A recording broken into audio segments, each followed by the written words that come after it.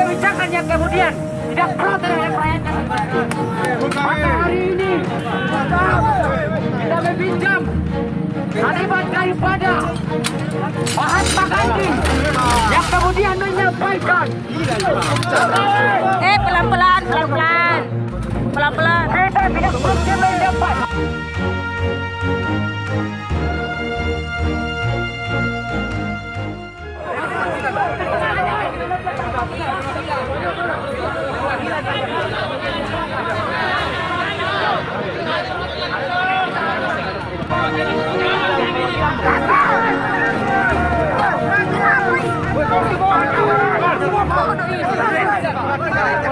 berapa hari ini belakangan terkait demonstrasi.